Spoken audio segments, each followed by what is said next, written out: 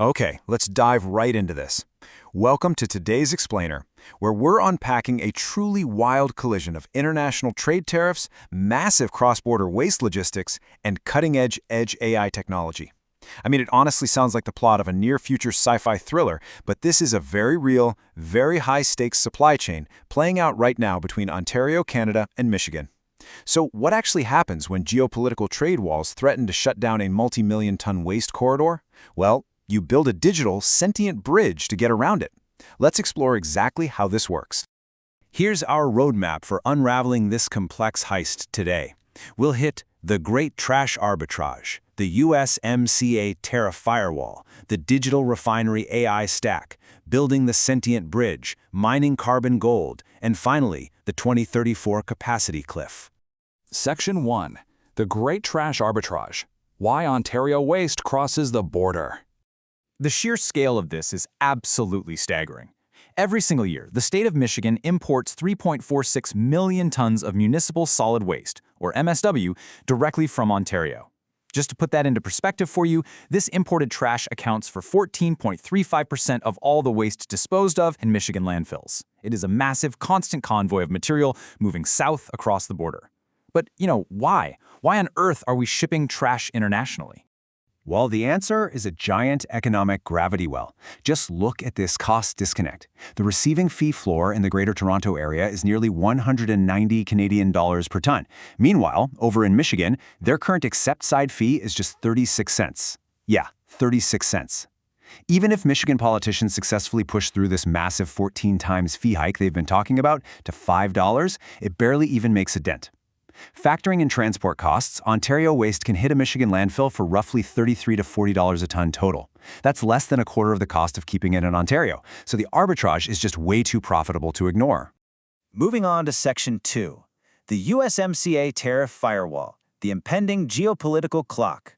Now you might be wondering, why doesn't Michigan just ban the import of Ontario's trash and close the border? Well, it actually comes down to what's known in legal circles as the unclosable pipe. Under the U.S. Commerce Clause, individual states literally cannot legally discriminate against out-of-state or foreign commerce. So legally speaking, Michigan has its hands completely tied. But while states can't build a wall to stop these trucks, federal trade maneuvers out of Washington are building an entirely new type of firewall. We're looking at a rapidly ticking geopolitical clock here, culminating in a wild year for year-to-date headline news trends in 2026. It starts with the Supreme Court striking down emergency tariffs. Then, just days later, the Washington administration under Donald Trump resurrects Section 122 of the Trade Act, which slaps a 15% global surcharge on the table. But the real cliff, the one that changes everything, hits a few months later. On August 19, 2026, a severe 50% duty under Section 338 is scheduled to hit finished Canadian wood and paper. If you are a waste exporter, a 50% tariff completely destroys your arbitrage model overnight. To survive this, operators absolutely have to figure out a way to bypass these CUSMA and USMCA tariff firewalls. Section 3. The Digital Refinery AI Stack, shorting the landfill. So to legally bypass those massive tariffs, the material crossing the border can no longer be classified as just waste. It has to be verified as clean wood, because clean wood is actually tariff-exempt under Chapter 4 of the USMCA. Doing that at scale requires what's called the Sentient Bridge. This is a centralized 905 wood technology stack that classifies, cryptographically seals, and monetizes material loads entirely without human intervention. It intercepts the waste before it gets anywhere near a hole in the ground, effectively shorting the landfill to capture its hidden market value. And this is a massive challenge, because there's a really stark contrast between what comes in and what the market demands. On one side, we have the chaotic, heavily contaminated, messy reality of raw physical construction waste. But on the other side, we have the hyper-strict, high-purity feedstock requirements of the global circular bioeconomy and the biocarbon market. The 905 wood digital refinery is essentially the intelligence required to instantly sort and verify that transition from messy reality to pure feedstock, and it does it with absolute mathematical certainty. Section 4. Building the Sentient Bridge, the hardware and workflow execution. Okay, so how exactly does this high-tech workflow actually operate? Well, step 1 is the request for quote, or RFQ, structured intake, which locks in your rates before any tariff volatility hits. Step 2 is where the magic really happens, right at the point of origin. It's the L1 gate capture, using a Google Pixel 10 Pro running Android 16. The Pixel's advanced camera captures multimodal raw waste data. Then, step 3 is a sub-500 millisecond edge AI classification. This means the verification happens almost instantly directly on the device itself, using the LiteRT AI stack and Gemini models to evaluate purity.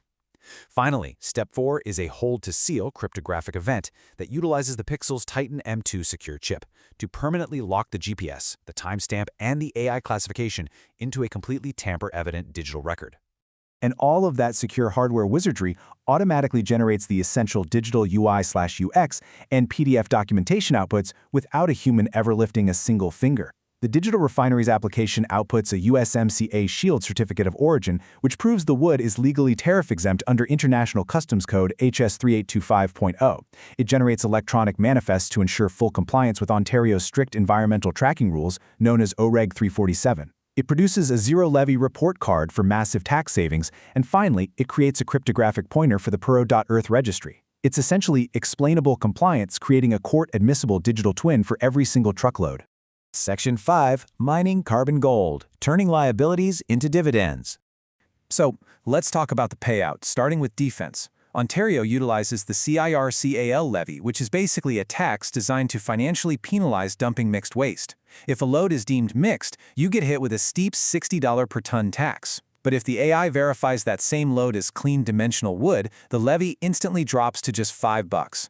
For a single 144-yard mothership walking floor trailer, accurately verifying it as clean saves over $1,000 in tax liabilities in just one single trip. That is a massive defensive win for compliance. But the offensive win is honestly even crazier. By taking this verified clean wood and routing it to a biohub for high-temperature pyrolysis, it gets transformed into stable biocarbon. This process generates CO2 removal certificates, or CORCs. We are talking about a staggering $7,660 Canadian maximum MRV spot high payout per mothership load on the premium carbon registry. By holding on to 100% of these carbon dividends, the refinery platform remains highly solvent while letting its customers enjoy way cheaper disposal rates. They are literally turning a financial liability into a high-margin asset. Section 6, the 2034 Capacity Cliff, the Geology of Exhaustion. Zooming out for a second, this whole situation is ultimately being driven by a brutal physics equation on a strict geology clock. Look at these numbers. Ontario generates 10 million tons of waste annually, but across the entire province, there are only 32 to 45 million tons of domestic clay-lined landfill capacity actually left. I mean, do the math. At our current consumption rates, Ontario reaches total absolute landfill exhaustion by the year 2034. And that leaves us with a really critical question to consider today.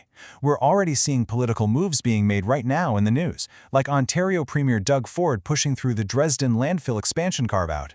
That's a direct hedge against this exact risk of the U.S. border suddenly closing to MSW. But let's be real, expansions only buy a little bit of time. By operationalizing the Google Pixel 10 Pro and the LiteRT AI stack, the 905 Wood Digital Refinery is securing Ontario's industrial leadership in the global bioeconomy precisely because the old way of just burying trash is ending. So I'll leave you with this to chew on. As the 2034 geology clock ticks down to zero, will the Sentient Bridge be enough to guarantee Ontario's industrial survival? It is a colossal challenge, and the technology racing to solve it is nothing short of incredible. Thanks so much for joining me on this explainer, and definitely keep your eyes on that countdown.